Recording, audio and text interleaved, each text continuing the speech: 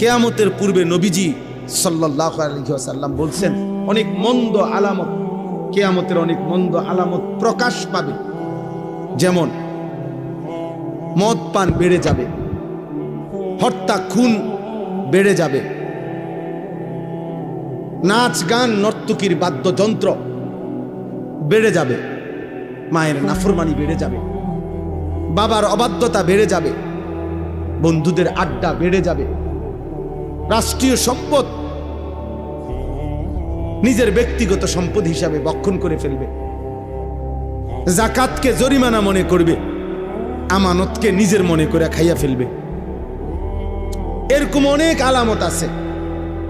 তো মনে করেন এই 10টা আলামত, এগুলা মন্দ আলামত কিনা? কথা বলে না। আল্লাহর নবী সাল্লাল্লাহু আলাইহি ওয়াসাল্লাম এগুলা বলছেন, এগুলা প্রকাশ পাবেই পাবে কিয়ামতের পূর্বে। এখন এগুলা আছে কিনা বলেন তো?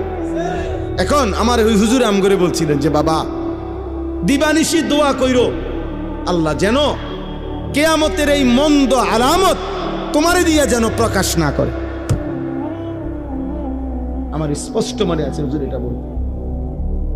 মনে করেন এটা কিয়ামতের আলামত যে কিয়ামতের পূর্বে মায়ের নাফরমানি সন্তান বেশি করবে, তো আল্লাহর কাছে চাইতে হবে মাওলা ওই সন্তান আমারে বানায়েন না যে সন্তান তার মার নাফরমানি। কিয়ামতের পূর্বে মদ নেশা জুয়া বেড়ে যাবে। হুজুর বলতেন দোয়া করবা আল্লাহ আমারে সেই যুবক বানায়েন না যে মদ পান করবে, নেশা করবে, জুয়া খেলবে।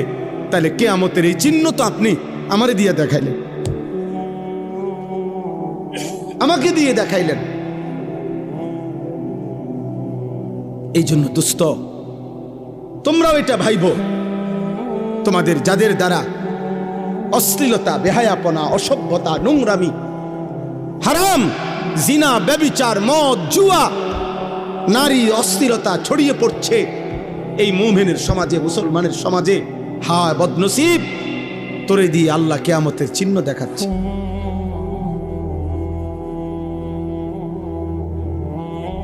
তোমাকে দিয়ে আল্লাহ তাআলা কিয়ামতের চিহ্ন দেখাচ্ছে। বেঈমানের অনুসরণ বেড়ে যাবে।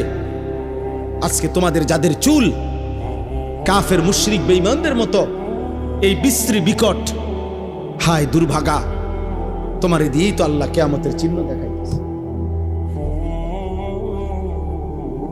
তোমাদের যাদের মা তোমাদেরকে ভয় পায়, বাবা ভয় পায়,